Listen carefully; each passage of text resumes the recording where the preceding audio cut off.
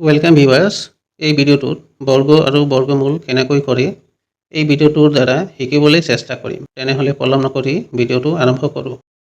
1 number প্ৰশ্ন 12ৰ বৰ্গ হ'ল বৰ্গ কৰিব হ'লে যিটো সংখ্যা দিয়া থাকে সেই সংখ্যা দি পূৰণ কৰিব লাগে।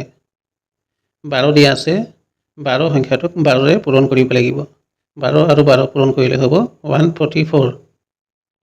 12ৰ বৰ্গ হৈছে 144 অপশ্যন চি। এতিয়া যদি 15 বৰ্গ নিৰ্ণয় কৰিব দিয়ে 15ৰ লগত 15 পূৰণ কৰিব লাগিব। 20ৰ বৰ্গ নিৰ্ণয় কৰিব হ'লে 20ৰ লগত 20 পূৰণ কৰিব লাগিব। 2 নম্বৰ অংকটো বৰ্গমূল নিৰ্ণয় কৰিব লাগে। 576ৰ বৰ্গমূল নিৰ্ণয় কৰিব লাগে। প্ৰথমে এই অংকটো মৌলিক উৎপাদক পদ্ধতিৰে বৰ্গমূল কৰিম। তাৰ পাছত হৰণ পদ্ধতিৰে বৰ্গমূল নিৰ্ণয় কৰিম। 576ৰ মৌলিক উৎপাদক উলিয়াই লওঁ। 576ক 2ৰে হৰণ কৰিম। 2 2 4, 5ৰ ইয়াত 1 আছে, 1 আৰু 7 17, 8 2 16, ইয়াত 1 আছে, 1 আৰু 6 16, 2 8 16, আকৌ 2 দি হৰণ যাব, 2 2, 2 4 8, 2 4 8, আকৌ 2 দি হৰণ যাব, 2 7 14, 2 2 4, আকৌ 2 দি হৰণ যাব, 2 3 6, ইয়াত 1 আছে, 1 আৰু 2 12, 6 2 12, আকৌ 2 দি যাব, 2 2, 3 ঠাইত ইয়াত 1 আছে, 1 আৰু 6 16, 8 2 16, আকৌ 2 দি হৰণ কৰিম, 2 9 18, 3 3 9। 576ৰ মৌলিক উৎপাদক হৈছে 2 6টা আৰু 3 2টা। এতিয়া সংখ্যাকেইটাক 2টা 2টা কৰি ভগাই ল'ম। 576ৰ বৰ্গমূল হ'ব 2টা 2ৰ পৰা এটা 2 ল'ম, 2টা 2ৰ পৰা এটা 2 ল'ম, 2টা 2ৰ পৰা এটা 2 ল'ম, 2টা 3ৰ পৰা এটা 3 নিম, 2 3টা আৰু 3 এটা পূৰণ কৰিলে উত্তৰ হ'ব 24। 576ৰ বৰ্গমূল হৈছে 24। উত্তৰ হ'ব অপশ্যন চি। এতিয়া এই অংকটো হৰণ পদ্ধতিৰে কৰিম। প্ৰথমে এই অংকটোত সোঁফালৰ পৰা 2টা 2টাকৈ সংখ্যা ভগাই ল'ব লাগে। 576ক সোঁফালৰ পৰা 2টা সংখ্যা ভগাই লওঁ, থাকিব 5, অৰ্থাৎ এটা সংখ্যা। এতিয়া এই সংখ্যাটোক এনে এটা সংখ্যা ল'ম যিটো সংখ্যা পূৰণ কৰিলে 5 বা 5তকৈ কম হ'ব। যদি সংখ্যাটো 1 লওঁ তেতিয়া 1 দি পূৰণ কৰিব লাগিব। যদি 2 লওঁ 2 দি পূৰণ কৰিব লাগিব। 3 ল'লে 3 দি পূৰণ কৰিব লাগিব। এক কথাত ক'ব গ'লে ইয়াত বৰ্গ সংখ্যা হ'ব লাগে। সংখ্যাটো নিম 2, 2 ল'লে 2 2 4। এতিয়া বিয়োগ কৰিম, সংখ্যাখিনি নমাই দিম, 6 7, 5ৰ পৰা 4 গ'লে 1। এতিয়া এই 2 সংখ্যাটো 2 দি পূৰণ কৰিব লাগে, 2 2 4, অৰ্থাৎ ইয়াত যি সংখ্যাই থাকক, 4 থাকক, 5 থাকক, 6 থাকক, 2 দি পূৰণ কৰিব লাগে। এতিয়া 4ৰ লগত যি সংখ্যাটো ধৰিম সেই সংখ্যাটোৰ দ্বাৰা পূৰণ কৰিব লাগিব। 4ৰ লগত 1 ধৰিলে 41 হ'ব, 41ৰ লগত 1 পূৰণ কৰিলে 41 হ'ব। ইয়াত আছে 176। 4ৰ লগত 2 ল'লে 42 হ'ব, 42ৰ লগত 2 পূৰণ কৰিব লাগিব, অৰ্থাৎ 2 লৈছোঁ 2 দি পূৰণ কৰিব লাগিব। 2 দি পূৰণ কৰিলে হ'ব 84। সংখ্যাটো মিলা নাই। এতিয়া আমি 3 লৈ চাওঁ।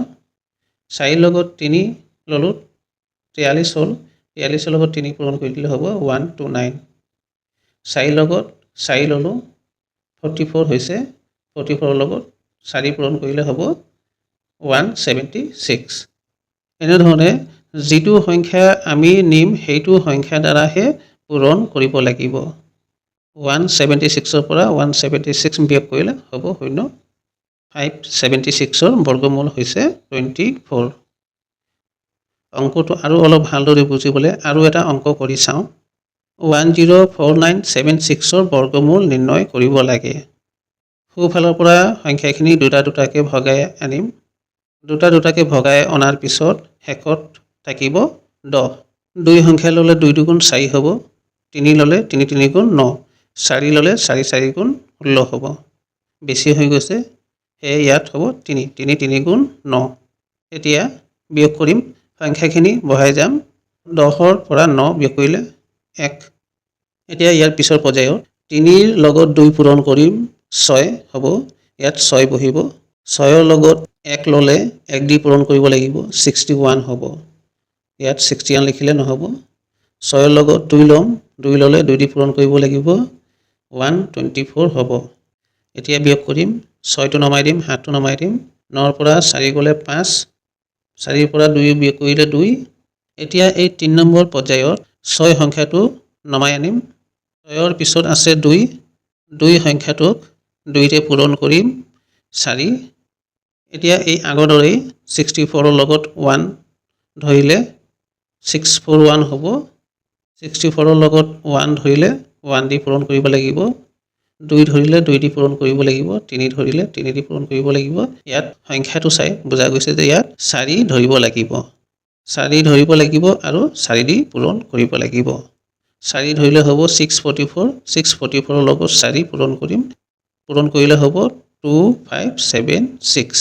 104,976ৰ বৰ্গমূল হ'ব 324, অপশ্যন বি। 512ৰ লগত আটাইতকৈ কি ক্ষুদ্ৰতম সংখ্যা পূৰণ কৰিলে এটা পূৰ্ণ বৰ্গ সংখ্যা হ'ব? এনেধৰণৰ কি সংখ্যা পূৰণ কৰিব লাগে বা হৰণ কৰিব লাগে? অংকসমূহ দিলে সংখ্যাটোৰ মৌলিক উৎপাদক নিৰ্ণয় কৰি অংকটো কৰিব লাগে। 512ৰ মৌলিক উৎপাদক উলিয়াই লওঁ। 512ৰ মৌলিক উৎপাদক হৈছে 2 9টা। এই সংখ্যাখিনিক দুটা দুটাকে ভগাই নিম। 2 আছে 4 যোৰ, এটা 2 বেজোৰ হৈ আছে, অৰ্থাৎ 2 এটা কম আছে। 512ৰ লগত 2 পূৰণ কৰিলে এটা পূৰ্ণ বৰ্গ সংখ্যা হ'ব। 512ৰ লগত 2 পূৰণ কৰিলে হ'ব 1024। 1024 এটা পূৰ্ণ বৰ্গ সংখ্যা। অৰ্থাৎ 512ৰ লগত 2 পূৰণ কৰিলে এটা পূৰ্ণবৰ্গ সংখ্যা হ'ব। উত্তৰটো হ'ব অপশ্যন এ। এতিয়া এই প্ৰশ্নটো যদি এনেকুৱা দিয়ে 512ৰ লগত কি ক্ষুদ্ৰতম সংখ্যা হৰণ কৰিলে এটা পূৰ্ণবৰ্গ সংখ্যা হ'ব? 512ৰ মৌলিক উৎপাদক হৈছে 2 9টা, অৰ্থাৎ ইয়াত 2 এটা বেছি আছে। এই 2 দি হৰণ কৰিলে এটা পূৰ্ণবৰ্গ সংখ্যা হ'ব। 512ক 2 দি হৰণ কৰিলে হ'ব 256। 256 হৈছে এটা পূৰ্ণবৰ্গ সংখ্যা আৰু 256ৰ বৰ্গমূল হৈছে 16। 1220ৰ লগত আটাইতকৈ কি সৰু সংখ্যা যোগ কৰিলে এটা পূৰ্ণবৰ্গ সংখ্যা হ'ব? এই অংকটোত বৰ্গমূলৰ হৰণ পদ্ধতি ব্যৱহাৰ কৰিব লাগিব। 1220ক দুটা দুটা সংখ্যাকে ভগাই ল'ম। 3 3 গুণ 9, বিয়োগ কৰিম, 0টো নমাই দিম, 2টো নমাই দিম, 12ৰ পৰা 9 বিয়োগ কৰিলে 3। দ্বিতীয় পৰ্যায়ত 3ৰ লগত 2 পূৰণ কৰিম, 6। 6ৰ লগত 2 সংখ্যা ধৰিলে 2 দি পূৰণ কৰিব লাগিব, 3 সংখ্যা ধৰিলে 3 দি পূৰণ কৰিব লাগিব। আমি প্ৰথমে 4 ধৰি অংকটো কৰি চাওঁ। 6ৰ লগত 4 ধৰিলে হ'ব 64, 64ৰ লগত 4 পূৰণ কৰিলে হ'ব 256, ইয়াত আছে 320। এতিয়া 5 ধৰিম, 5 ধৰিলে হ'ব 65, 65ৰ লগত 5 পূৰণ কৰিম, হ'ব 325, কিন্তু ইয়াত আছে 320। যদি ইয়াত 325 থকা হ'লেহেঁতেন তেনেহ'লে ইয়াৰ বৰ্গমূল হ'লে হয় 35, অৰ্থাৎ 1220ৰ ঠাইত যদি 1225 থকা হ'লে হয় তেনেহ'লে ইয়াৰ বৰ্গমূল হ'লে হয় 35। 1225 এটা পূৰ্ণবৰ্গ সংখ্যা হ'লে হয়, কিন্তু ইয়াত 1220 দিছে, যোগ কৰিব লাগিব 5।